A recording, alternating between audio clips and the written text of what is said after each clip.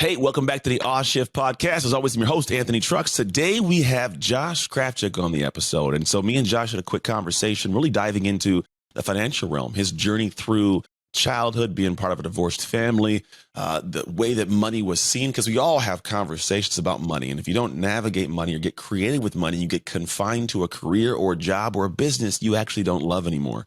And that's not a way to live your life. I believe you should find something that gives you joy and allows you to experience joy in your life amazingly. So as you hop into today's episode, pay attention to areas that you can extract nuggets to apply to your own life. And then as always, I'm really big on making sure I recommend Magic Mind. It's a really cool product that I have found has changed the game for me mentally and my ability to stay sharp, stay focused, stay on, and stay dialed when it comes to my servitude. Like I want to be able to speak and clearly process and understand things. And also, if I have a long work day, I want to be able to come home and spend time with my family. I want to be able to spend time with the people that mean the most to me. And if I'm drained mentally from that, I don't serve anybody the way I really should. So make sure you go to magicmind.co/shift or go to magicmind.co. Use the code AWSHIFT, AWW shift, and that'll give you a discount to be able to try this product that I swear by. I mean, it's seriously something that I wish I would have had years ago to get the mental edge that I have now so I can be able to rock and roll through a day. And I can get more done in a single day than most people do in a week because I can focus and get things executed and be effective and efficient in windows of time when most people would fall short. So check that out, magicmind.co/shift or magicmind.co, and then use the code AWSHIFT. All right, let's get into the episode.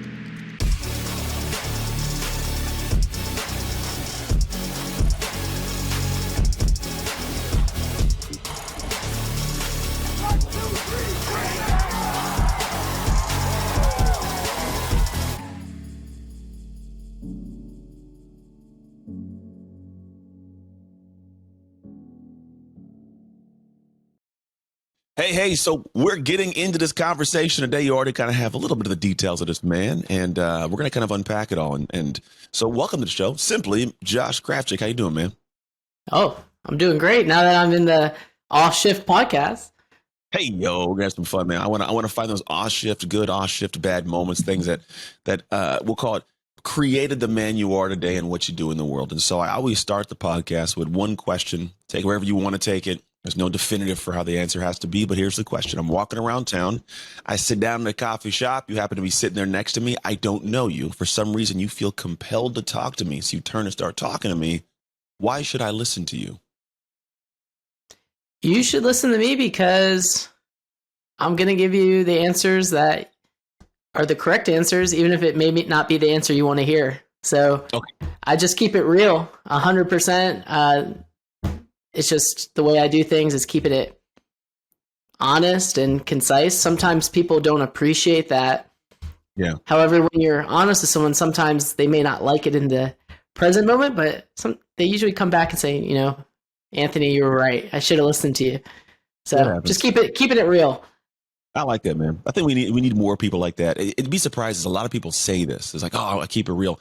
But there's a moment in time when we are given an opportunity to say something that would be we'll call it the real thing. And like you said, people get angry. So because we know that's coming, we choose sometimes to stay in the safe space. Say just enough to not make you mad because I don't want to get into a bickering match.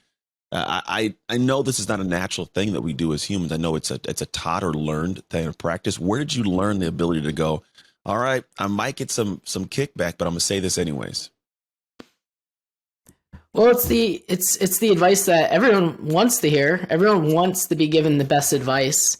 However, sometimes, you know, we're a little bit sensitive to advice, or maybe the person we're talking to could be explaining something in a manner that, you know, perhaps you don't understand, or they're communicating to you in a style that you don't appreciate. Like, you know, I don't like being yelled at. I don't know if you like being yelled at, but I mean, I'm sure playing football, you had some coaches that just love yelling at everyone. Part of it. Yeah. So it's always part of it, man. But the thing is, you have to sometimes hear what's being said, not how. I think sometimes people can get all animated. They can say things that are like, hey, you should probably use a blinker whenever you're turning your car. And then what you hear is somebody rah, rah, rah, yelling at you, and you don't realize, oh, no, I probably should use a blinker when I'm turning my vehicle, right? So to hear what's being said, not how, is an important thing. Now, you operate in the realm of money, and that's a really interesting thing for people. It's tight to the soul of a human, so to speak. And all of us use money. We all function with it. Yet I grew up, many people have grown up without conversations about it, which means if you don't talk about stuff, you don't get good at it, without education about it. So where do you where did you learn your, we'll call it your acumen of money? Where did you learn, what you falter? And like, what was your journey to understanding money enough to where you felt comfortable talking about it to people? Yeah, I mean, it all started with growing in a divorced family. Money was always a big issue. I mean, I had one parent, viewed me as an asset, and the other looked at me as a liability, and there'd be constant arguing and screaming about money. Well, like, you should pay this or you should do that. And I was like, well, I don't want to be that person when I grow up. I don't want to be a yelling adult. I was going through my own items the other day, and I even wrote down in third grade, I'd like to be a non-yelling man. Wow. And so I've always just learned how to create things and made it my mission to educate people on the best ways to grow their wealth, because I've seen what money can do to people negatively as well as what it can do positively. And I started focusing on the positive sides of money rather than a lot of people focus on the negative side of money, like money is evil, it's going to change you, and blah, blah, blah. However, the more money you have, the more assets you have, the more people you can actually help. Yeah. And sometimes you got to leave some people behind that, aren't going to get you to where you want to go. There's a lot there. There's a lot hidden within that like last two sentences, right? There is a common thought, unfortunately, at a certain level of people. And I had this thought as a kid that, man, rich people, they're bad people. Only way you can get $1 million to do something bad and crazy. And you demonize it. What have you noticed in your experience of humanity with people that demonize those who have money? It's usually because just people aren't educated in the subject, or they grew up in a household. And when you're a kid, you typically, your parents are your heroes, or those are the people that you look to. And so if they say something, you believe it. So a lot of people that I work with or get in contact with, they have limiting beliefs. They even self-sabotage themselves. Like, for example, they're like, I started making some money. Now, my friends and family are starting to hit me up for money. And now I don't have any money because I'm helping everyone out, versus like, I need to make sure I'm helping myself out. And it's all about, I believe what you said, level of comfort. Everyone wants to go back to what they're comfortable with. And when you start to get a lot of money, you start to be successful, it can become uncomfortable, because you look around, you're like, is this person being nice to me because they're nice, or because I have something that they want? Yeah, I've been in both those positions. I've been in the position of like the NFL guy who had money, and I got uncles and cousins coming out of the woodwork. I need $5,000 to pay for a lawyer to get my kids back from my ex. It's weird stuff. And I'm like, I haven't ever in my life talked to you, and you're asking me it's crazy. But I also know, like, when I grew up, we did have this thought, and it was a conversation at points, rarely, but it was like, oh, rich people are just, they're bad people. They got money. They did bad things to get it. And what it actually taught me to do was not be a bad person.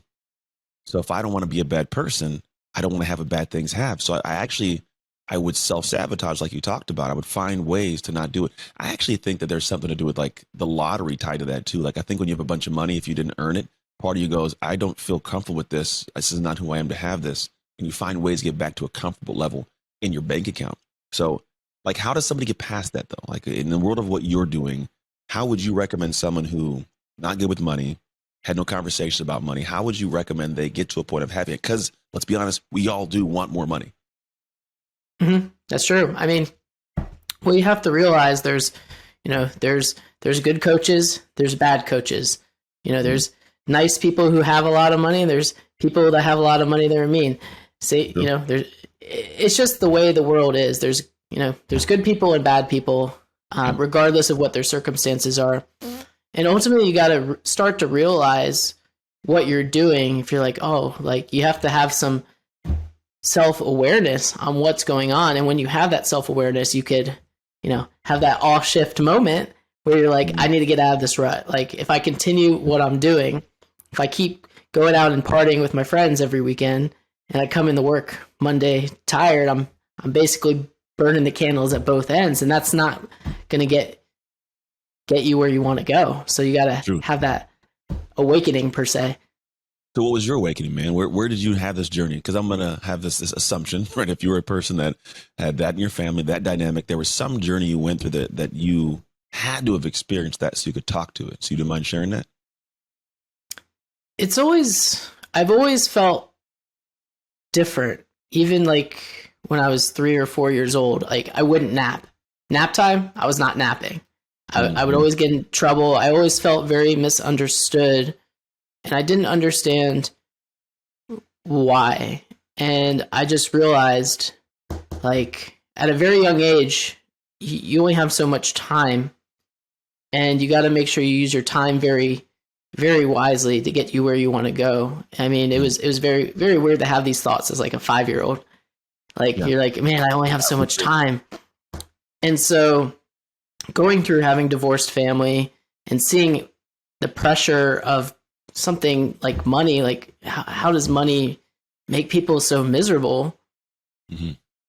And so I just started to learn how to do it. And so I started at a very young age. I would go on a golf course, and I would go find golf balls. I'd clean them up, and then I'd go on the golf course and sell those golf balls to people that were golfing. Mm. So I've always just thought of different ways on how to, continuously build skills and learn how to, how do I get money? Like that's the thing. That's the hard part. How do you get it? It's strange. And I feel like that's why people get jobs. Like they don't know how to get money. Like they don't teach you, how do you get money? Like how do you go find money when you don't have like someone paying you to be an employee, which is stealing all of your time. Mm-hmm. So it puts a lot of people in a quagmire. It does. And there's interesting things that some people desire to be there. Some don't desire to be there. I want to lead into this conversation with at least an anchoring point of like, what does money mean to you? Because we're going to talk about obviously money and finances and life and all this stuff woven together. But I'd love to know, like in your own view, if somebody said, what's money mean to you? I'd love to know what that is. For me, it's freedom. Freedom to be right here with you right now on this podcast. I didn't have to ask permission. I could just book it. If I want to go home and hang out with my wife and just cook dinner, I have that flexibility. Yeah. And I mean, that's what money does. It buys you your time back so you can do the things that you want to do. Yeah.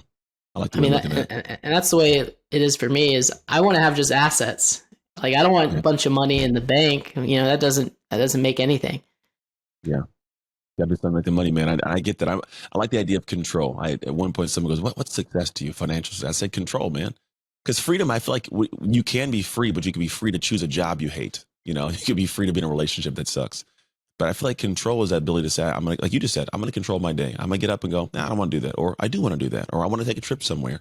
And not only do I have the ability to pay for my life so I can do nothing today, but I can also pay for the flight to get to that place I want to go visit, or, spend time with my family the way I want to, buy them nice things if you choose to. So there is something to that. So I like that kind of framing. It's a good definition. Now, let's talk about it, man. Let's lead into this. Where do you find that is, you kind of step in this world of, 369 Financial, you serve people. Where do you find that you learn the lessons that you teach? Was that through getting a job? Did you ever have one at one point? Were you always entrepreneurial? Like, what was that journey to get to where you're at now? Yeah, you got to go through it before you can show other people how to do it. Mm-hmm. So, I mean, for me, I graduated from school and, I was living on my friend's couch, paying him like $200-$300 to live on his couch per month and go to a job I hated. And I lasted like 2 months at my first job. And I was just like, this sucks. And then I went to a new job and I realized like, financial advisors don't know anything about investing. They just know how to sell stuff. And I'm like 20, 24, 25. And I go, well, that's a problem. Like people are trusting people with money, but these people can't even explain, I would ask them questions and they couldn't even answer them. Products. So, just, they didn't know. So, it's like, you go to someone and you ask them a question and they're older than you, they're in a position of authority, you're going to listen to them. But then you start to realize like, no, I can Google these answers now and I can fact check you and be like, nah, you're actually wrong. And there's nothing people don't like is when you tell someone, no, you're wrong. So I've learned just to like, yeah, I agree. And that's the end of the conversation. Yeah, I had that conversation yesterday. Not about money, but when there was one yesterday, I played in the NFL and somebody was giving my son advice on football. And I just sat and listened to him and I nodded my head because I didn't feel like having the opening conversation that would have taken an extra half an hour. But you do just nod your head sometimes. And it's all of experience of like, I don't feel like having a back and forth with you on something that I'm fully aware you don't know enough about. Yeah, you gotta choose when you really want to be like super passionate about it, or just you have the realization Yeah. this is a waste of not only energy but also your time. It's like you're not going to convince someone to change religions very very easily. No, you have to choose if you want to do it in the first place. And I do know that also there are people, because we alluded quickly about the side, but like call it careers and jobs and 9 to 5s. And I'm assuming you are in a career when you're talking to these people about the financial stuff. And I do agree there are different needs and desires. Some people need to have security. So having a job for them, it's a great thing. It's not a thing for me. I desire my freedom more than I like my variety of life more than I really love. We'll call it the absolute security of a paycheck this much every month. I would much rather have variety than that awareness and control of what that amount can be each month. So there's, just so you guys know, listeners, there's not like this thing where we're going to condemn people of a job by any means. Like I have my best friends in the world have jobs they love, and I love that they love them because they're great, happy humans. But I just couldn't live their life. So you get to the situation you find that these people who are above you don't have knowledge about something. And most people go, oh, let me go learn it for myself. But you said, let me learn it for myself and then create a company around that. Like that's not a normal direction. Where did you first go to get the real information? And then at what point did you go, I'm going to teach and share and actually create a company around this? I just went all in on it. I went to school for actuarial science, so that's like the study of risk using statistics. So like I literally went to school learning the ins and out of how things work. Yeah. But what I didn't know in school is how do you convey a message to people. I was just a math person. You don't have to do a lot of talking when you're writing equations out. So I mean, I just started reading and reading, and I started looking at the wealthiest people when I worked at larger financial institutions. How are they investing their money? Not the people who have the least. And I started seeing trends. I started seeing the same trends over and over. And when you start seeing the same trends over and over with a positive outcome, then you're like, okay, this must work because it's worked for all of these people. So you just realize and you pick up on the things that you see other players do or other, people in a company do. And you try it. Like, I like this, or, I like what they did here, but I would say it like this.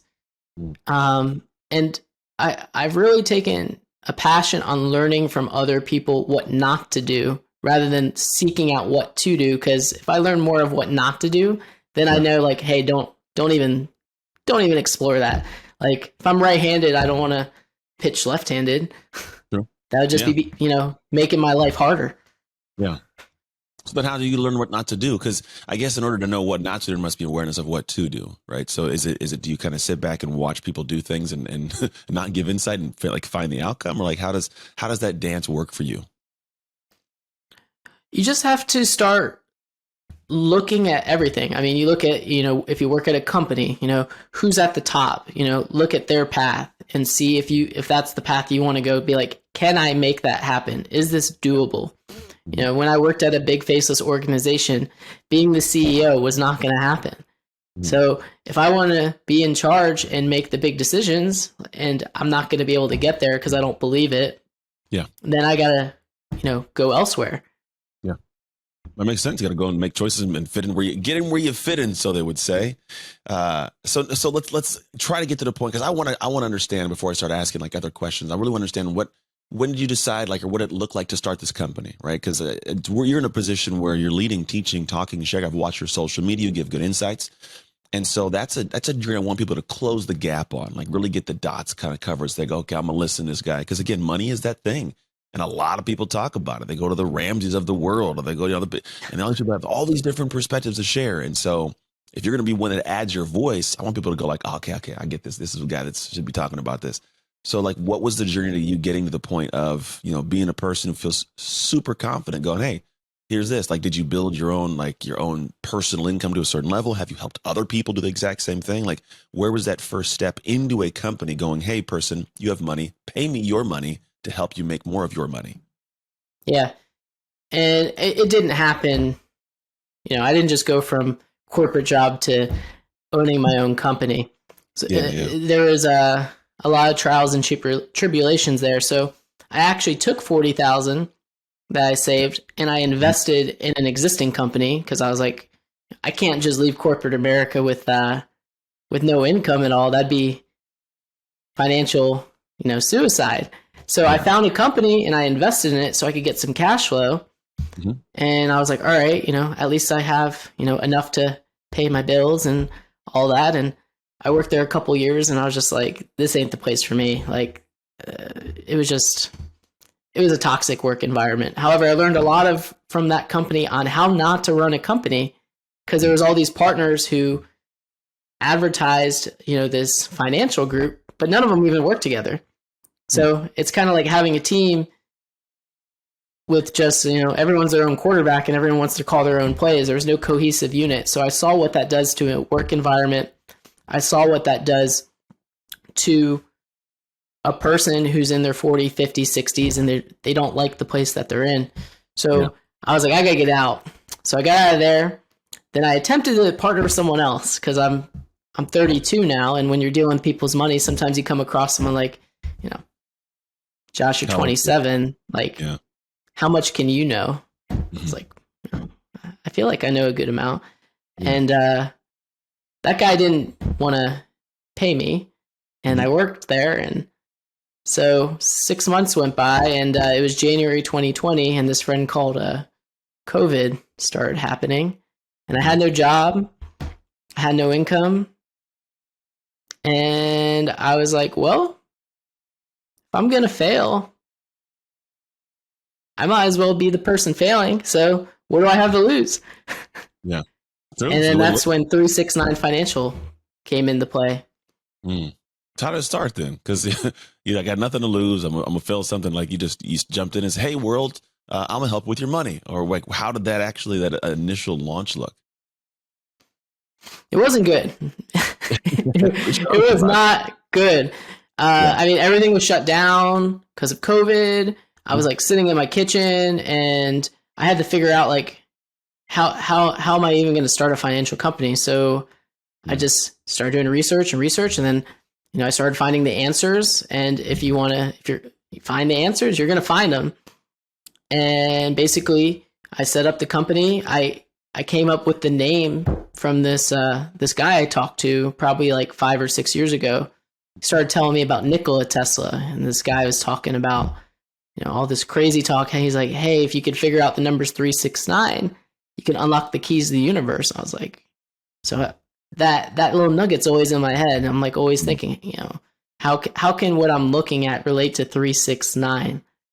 It makes sense. What is the magic behind those numbers? Is there just something that's like it's a power thing? Because as you're saying, I'm like I think I've kind of heard of it, but I definitely don't 100% know what all that means. Yeah, there's a lot of things with like manifestation. You say like things like 3, 6, and 9 times. 3, 6, and 9 are like very powerful numbers in a lot of mathematical equations. If you know the Little John and the East Side Boys song 369 may ring a bell. 369, yeah, to the window. That is. Is that where they got that from? Genuinely, that's where it came from. I don't know. Maybe Little John just thought it was catchy. He might have, man. That guy just used to yell on the microphone. We all bought it. Different world, man. So you got this company. So what was your first client like in that realm? Like, who was the first person that came on that entrusted you with all their financial help and support? Well, it was by accident. A friend of mine had his family over for dinner, and they literally just said, "Hey, I have this money. Can you help me with it?" And I was like, "I definitely can." And so that was my first client was from someone that I knew, but I never went out after friends and family and like picked up the phone. I was like, hey, can you start investing with me? Just because people start giving you handouts, you start getting used to those handouts. You got to learn how to earn the business and figure out how to provide as much value so that people want to work with you, rather than a lot of people are out there just, DMing people, and like the person you said, like aunts and uncles and all sorts of people come out of the woodwork saying, hey, help me out. It's like, I don't even know who you are. And that's the thing for me, is I have to show people who I am. And that is a very, very slow and painful process getting out there. It's hard. That's the hard part about anything, getting out. Because on one side of the coin, you have to share. That's why I'm asking questions on who you are and like your experience. Is on one side of the coin, you go, okay, I got this great skill set and knowledge, or I can help you. But then on the other side, like what's one side? The other side of that is I have to go, how do I get you to trust that I know these things, so that when I do offer this thing, you go, oh, that's the guy for that. So for example, if I have a conversation with you, we're talking about whatever we're talking about. And at one point I go, without having any information given to you, go, but I'm an amazing bass fisherman. I know nothing about fishing, by the way. Amazing bass fish. You're going to go like, that doesn't align with me just yet. Cause I'm not going to pay you to take me out to go fish for bass if you have no idea what you're doing. And I have no idea if you can, so there is a journey there to share, to talk, to speak. And I have enjoyed like what I've seen on social. Like I do get a chance, but when we hop on, I go, oh, who am I going to talk to? And I scroll through Instagram. You have conversations about creating things and people saying negative stuff to you, right? Or having your financial, wishes put out to the world, and they bash you in some aspects. So that is definitely, I like that way you're putting those things out. But what are the things you want people to kind of understand about you when it comes to how you view investment?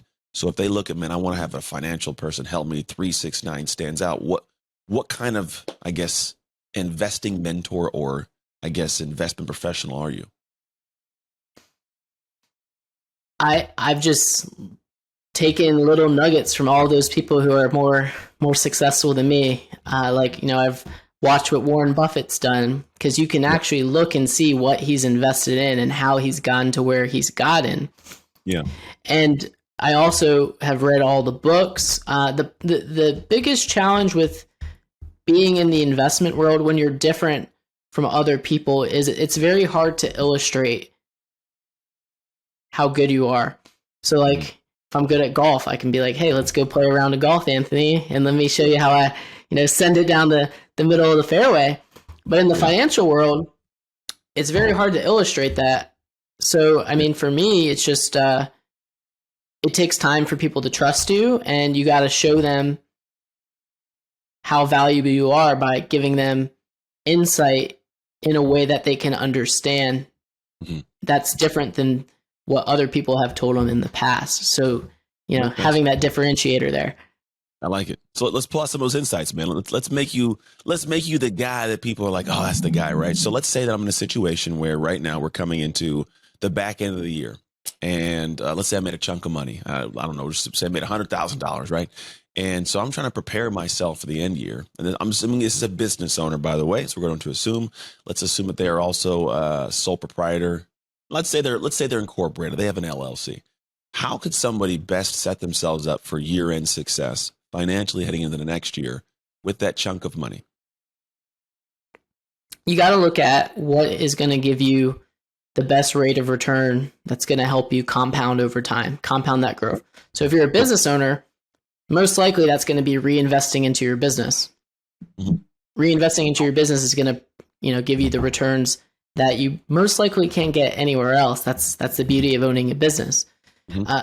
However, you get to a point where, you keep reinvesting, and maybe you have a bunch of cash and you have nothing else to invest. Perhaps you maybe want to look into, as a business owner for myself, I would say look into acquiring a new company and growing that way, rather than having to always acquire clients, which is very difficult. So, I mean, as a business owner, that's what I would say is your largest and most fastest way to, grow your income over time, is to reinvest into your business, just like Warren Buffett does. That makes sense. Yeah. I mean, some people, I think there's also that part of it where it's like reinvest could be different for some people. So what kind of business is like the best one to reinvest in, right? So let's say, for example, my business, my speaking business, it's not the easiest thing to reinvest in my speaking business. I mean, I go, I talk, and I come home, right? So how could somebody reinvest? And if it's buying a company, what does it look like to buy a company? I don't think people understand where they'd look, how you evaluate it. Like, that's a whole journey in of itself too. Yeah, I mean, the biggest problem we run into people is they're like, I want to start a business. Mm-hmm. It's like, okay, like what kind of business you want to start? All right. Have you looked into maybe buying an existing business so you don't just start a business from scratch? Because Yeah. that's extremely difficult, and that's what I've done, and it's hard, and you definitely have to be strong-willed to do that. And a lot of people in corporate America, they have the money to buy these businesses where they could literally exit their corporate job, buy a business that cash flows as much as they're making in their current job in corporate America. They just don't know how to structure that and how to do that because, as we alluded to the beginning of the conversation, it's not like there's a business acquisition 101 you take in middle or high school or anything like that. No, there is not. But I mean, for your speaking business, I guess, we could talk about that a little bit. Is that your main business? I know you do a lot of things. Is the speaking the main one? Yes, I mean, well, mostly because it's the thing that's the most forward facing. You see me on a stage, you see me speaking. Behind the scenes, we do business coaching, which is in the speaking realm, but also that trickles off to coaching off a stage, right? So the main spear, like the tip of the spear, is the speaking. Yes. Mm-hmm. So I mean, we don't have to get into this right now. This would be a whole back-end conversation, but I guess the idea is like, how do you grow the speaking business when there's only one Anthony Trucks? It's a great question. How do you get to a Tony Robbins level? I would just look at what he's done and say, hey, let's replicate that. But actually, it's funny you say, we are doing parts of that. So I have so I have one keynote called Makeshift Happen. And that thing is also scaled beyond the stage. So like whenever somebody books me, the idea is to get them to be consulting, coaching clients after the fact. But then also I'm literally just working on before I got on here, a next, we'll call it phase of the company called Dark Work, which is built upon the aspect of the keynote that is created. It only has a 10-minute segment on the individual giving the actual keynote, which allows the rest of the speech to be delivered by anybody who wants to plug their own 10 minutes into there with a structure of how it flows. So you asked that question. Yes, that's the thing. So I could reinvest it, so to speak, in training somebody else to do it, I guess. I could reinvest in marketing assets that are separate from Anthony completely, but I can see where that can be the direction to go with the reinvestment type language. Yeah, I mean, Netflix is a beautiful example. Mm-hmm. They charge $9.99 a month or whatever it may be, and they have billions of dollars, but it's the recurring revenue from the same people is what has built these companies up, not just from the, people, I just want to get $100,000 commission check and value. Yeah. Now I'm rich. It's like, no, now you got to go find another one and another one and another one. Yeah, the LTV they call it. So it's the idea that someone comes in a lifetime value of them, while it might be $15 now. Let's say if they're on there for years and years and years, it's thousands of dollars if they stick around for a long time. So yeah, I'm just trying to figure out like how someone could hear this and go, okay, this is the way I could look at reinvesting or doing some things financially. Now, what about a person who is a regular 9-to-5 person? They got a job, they got their 401k they're putting into. How can someone set themselves up financially to create this time we talked about in the beginning? Because like you just alluded to, there's some people who have careers that make enough money where if they wanted to, they could buy a business, venture into that and replace their income and live more free in a business. But there are also people who go, man, this guy's at his business he's at 24/7 at the sandwich shop. I don't want to do that. How does somebody make, we'll call it the wisest decision for their time, not just the finances, if they're leaving a career or a job? Mm-hmm. Well, you got to look at yourself in the mirror and figure out, what do I want my life to look like, and figure out what special skill set that you have that someone doesn't else also have. And that's going to be your biggest differentiator, because you can purchase a business that already has employees. It's always running. It's just maybe the owner is elderly, or that, they've spent 20 years building a business and they're just like, I want to spend the next half of my life traveling with my family and spending it with them. And there's all sorts of ways to do it. So you got to figure out what's important to you. I mean, I love what I do, so I'm always working. I think it's fun. But ultimately, you got to look at what can you handle so that you're not just, leaving one position and then you're a slave to something else. Yeah. Yeah. That makes sense. I mean, that's kind of the idea is how do you do that though? Because I agree you should do that. You shouldn't leave one thing to go to the next thing. What's the best way for someone to think through that process, through that, to get to that other side? Even if it takes a couple of years, how would you recommend somebody steps into that role, that realm, to actually set themselves up for success in that journey? You got to have enough money saved, definitely. And Okay. then start to look at how much do these businesses cost. And if you don't have all of the funds to do it, how can you get, financing where you can Yeah. borrow the money, which, Okay. a lot of people say, debt is bad. Well, if I don't have a bunch of money to go buy a business that's going to cash flow, and then the cash flow can pay the debt, pay the employees, and pay my family, Mhm. that's a good financial decision. So I Yeah. mean, you got to be comfortable with that and educate yourself on how to do it, or talk to someone who's done it to walk you through all the steps, because it's a lot easier for someone to show you how to do a two-step dance if they've been doing a two-step dance their whole life versus I don't know how to two-step at all. I want that person to show me how to do it. Yeah. Yeah. So I mean, I believe that I don't want to feel like I'm dancing around the question at all. There's definitely answers. It's just every person's different. So it's True. important Yeah. to do what's important to you. And I feel like a lot of people are doing what other people tell them to do, such as like Grant Cardone is very passionate about real estate. He's always been passionate about real estate, even before people don't even know who he is. But people are like, Yeah. oh, Grant Cardone's rich. He does real estate. I'm doing real estate. Yeah. Some But guys that also go into the financial services too. They go into insurance. So there's a lot of ways to make money. I get you. So I believe you got to do what's, true to you. And that'll be, Mhm. you'll wake up one day and you'll be happy with the decisions that you made. Yeah. So it sounds like you kind of got to find out what is the thing that you want to do, right? So it's like, what's the lifestyle you want to live? Because if you want to live a lifestyle separate from the job, cool, go do this, called entrepreneurial or business oriented thing. And doing that, it sounds like you should say, spend some time researching people who are doing the thing that you might do. So maybe you check a look at Grant Cardone and go, sounds good, but I don't want to delve into that world. Maybe you want to go into financial services. Maybe you want to open up an ATM type company, Airbnb. You want to put out whatever you want to go do it. Laundromats. There's a lot of different things you can do that can be cash flowing type companies. And in doing so, be aware of the debt. It will take an investment, because usually these things do. You don't get the return without an investment. That's anything in life, relationships. I mean, anything doesn't matter. But you're saying find a way to look at a potentially positive, we'll call it risk situation, which is debt, which could be positive and good debt, which allows you to cash flow something in the career that you have chosen.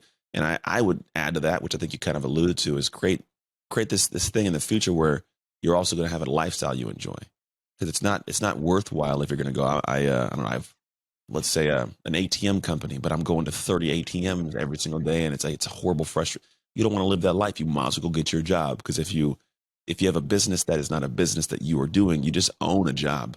It's not a business. It's just you own a job, and that's even worse than having a job. Yeah, totally. I mean, when money enters the equation, everything changes. Mm-hmm. Oh, it does, especially in a world where you can't live here for free. I mean, this is we're the one species on the planet Earth that can't live here for free. I mean, every single other species can do it, but as humans, we got to pay to live here, one way or another. Man, it's just an interesting, crazy dynamic. Even if you're homeless nowadays, you got to find ways in some way fund your food. Like, you can't just get free food all day. So yeah, so it's a different kind of realm. So say someone's listening to this, going, man, this guy Josh, I like him. He's saying some cool things. 369 Financial. Where would I send people to go find out more about what it is you do and possibly work with you? Yeah, just find me on Instagram, and you can always go to www.369financial.com. Mhm. We have a podcast, which you were a guest on as well, so check that out. We have the Never Broke Again podcast. Yeah. For me, I just want to do my best to put all the value I can out there to start, attracting people, because I know a lot of financial people. I'm sure you get phone calls from financial people every week. It's just not my style, and Mhm. I'm just putting myself out there to make a difference in the world. Yep. I dig it, man. What people they need to do more of that. I think there's this, not that people aren't trying to, but I think sometimes we say we are, we don't actually do it. But it's going to be a thing where you got to put yourself in an uncomfortable space, sharing things that feel somewhat hard to share, we'll call it, because those are the things that people actually are battling inside. And when you share that hard thing that somebody else is also struggling with, that's when you create some new like transition. I think you find things open up in a cleaner, cooler way for the world, because people have information they really are seeking and getting solutions they really need. That's it, man. I appreciate you hanging out with me. I got one final question. You can take it wherever you want to take it. But here's the question. What promise did God make to the world when he created you? Hmm. That's a deep question. Isn't it? Somebody asked me one time and I was like, ooh, that's an interesting one. See, yeah, you take things you like and then you incorporate it into your own world. So, Mm-hmm. I mean, for me, I've just always knew I had something special to give people. I was in a parking lot one time and this rather large gentleman came up to me, probably like 6'3", 6'4", like big dude. Mm-hmm. He goes, "Excuse me, sir, are you a pastor?" I was like, Oh, really? "No, I'm not." He goes, "Oh, it was strange because something compelled me to come up to talk to you and just say, I know you're going to help a lot of people." Hmm. Just some random dude. And so that's what I want to do. I just want to educate people on the best ways to grow their wealth. Most financial advisors are just, invest in this, invest in that, versus Yeah. I take a more unconventional approach. And I'm like, well, have you thought about, you said you want real estate and you said you want to look at a business. Have you ever considered investing in a daycare? And the people are like, no, why would I do that? It's like, well, you own the real estate. Yeah. People are always having kids and Mm-hmm. you make the money. So I just always want to come up with those unconventional ways to help people grow wealth, whether that's traditional, untraditional. That's all I want to do.